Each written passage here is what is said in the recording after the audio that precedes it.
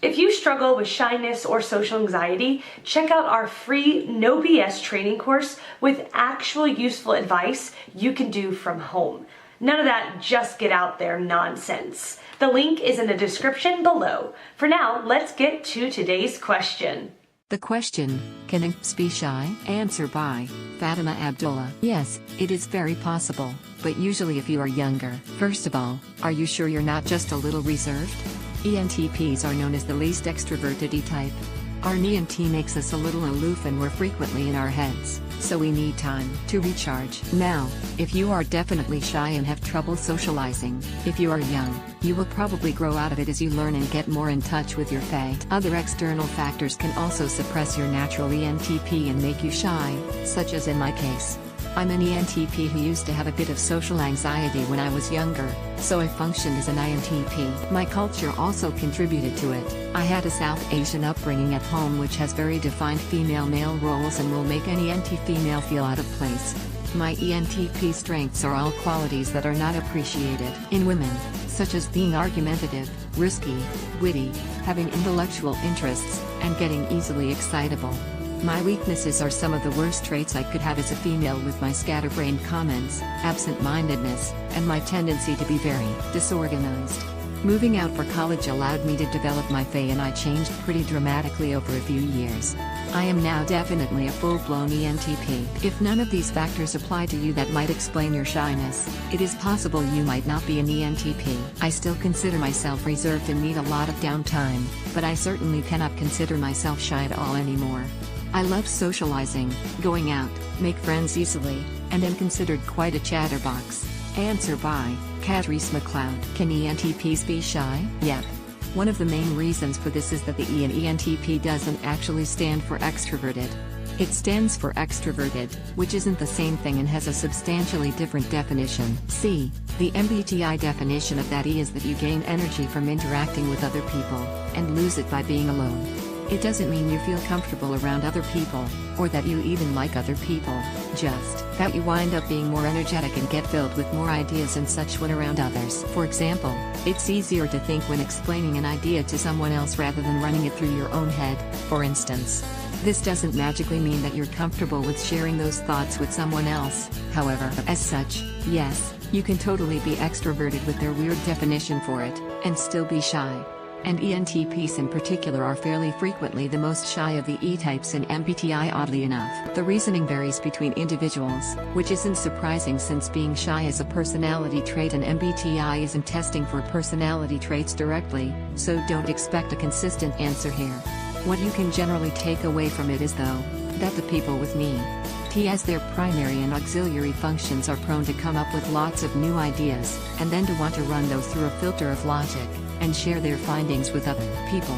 Since they don't tend to really run it through a feelings filter at all before showing it to other people, well, there can be problems. I'll use an example for myself here. I nearly got thrown out of college for offending some people. Like a lot of people. Like almost the entire industry I was training for. Yeah, smooth. But the thing was, it was a perfectly reasonable argument which made perfect sense at the time. I didn't even realize anything was wrong, and it was confusing as hell that anyone would have freaked out about my suggestion and tried to get rid of me. All they had to do was just say you were wrong, and here's why, and that would have solved everything, as I would have just gone, oh, hey, you're right, that's a good point I missed, thanks for pointing it out. And that would have been the end of it. Situations such as that typically train your average ENTP to become wary of sharing their thoughts with others. There are plenty of other examples to be had from my life, but generally speaking, it boils down to the fact that I can't trust most people with my thoughts because it's become clear that I'm thinking about things on a totally different playing field than they are. Sometimes that's good, sometimes it's not, but in virtually all cases, my thought process is so alien to most people that they don't understand it. If they're willing to listen for a while, I can explain in detail, no problem, but if they want to get out the pitchforks rather than listen, then there might be some tiny issues there. Generally speaking, I'm comfortable talking to people who have shown a capacity and desire to see where my weird mental wandering takes me, but for most people, like just a random crowd of people, I'd rather not even open my mouth. I'm quite afraid of crowds. In fact, I will keep my back to a wall at all times, and generally hide in a corner if I'm able to. I've been conditioned to realize that anything I say to anyone can, and may very well, be used against me. And yet, I love talking with people. Especially about taboo topics. It's immense fun to explore the limits of what's socially acceptable, to break down why the limits are where they are, what happens to go past those limits, to understand what works and why it works the way it does, and where it doesn't work anymore. But I'm not going to do that with most people. Oh sure, if you put me on the spot, I'll be in the limelight, the center stage of the party as it were. But that's not because I'm comfortable being there, it's a defensive reaction to hide in plain sight. Obviously, I don't speak for all ENTPs.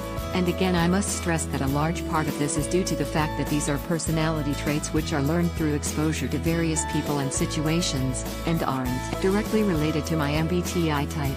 The ENTP definitely had an impact on shaping my personality traits, but it's an indirect influence, not a direct cause. I'm not shy because I'm an ENTP, but rather because I'm an ENTP, I found myself in situations that led to developing certain traits. The former does not necessitate the latter, and being an ENTP could just as easily lead you into different situations which would develop entirely different personality traits altogether. So, yes, I happen to be an ENTP, and I also happen to be exceedingly shy in person. I would generally prefer to be in a dark room and not even be able to be physically seen by other people. I'd be fine if we only typed in text, rather than spoke, and preferably didn't have to see each other face to face. I'd really rather never having to talk to more than maybe 4 people at a time in total, ever, regardless of the circumstances. I don't like parades, or award ceremonies, or big parties of any kind. And yet, I still would love to talk with people for hours and hours on end about interesting topics. As stated, extroverted is not the same thing as extroverted. There's a substantial difference between the two definitions. In addition to such, MBTI is not a personality test. It tests your preferences for cognitive functions, which may influence your personality indirectly, but you can't derive someone's personality from their MBTI type consistently. There are certain personality traits that are more commonly found in certain MBTI types than others, but it's not a direct causal link. Because of this, yes, ENTPs can be shy. Any personality traits you see proscribed to any MBTI type is only more prone to having these traits rather than actually having them. Keep that in mind, and you can use the MBTI types as a much more effective tool. Answer by Daniel Conan. I certainly was. Like other answers, it was all about environment. I went to a religious high school, one based around born-again Christianity in Australia. I was driven to question and debate. You get told to ask later. Then you get told to be quiet. Then you get told to shut up. But teachers, classmates, even friends. Suddenly your friends start telling you to shut up all the time, even when you are out of class. When you are eating lunch together. When you are hanging out of school. Even one-on-one. I fought it for a bit. A couple of years. But it's draining. Every day. Every moment. These people. I listened.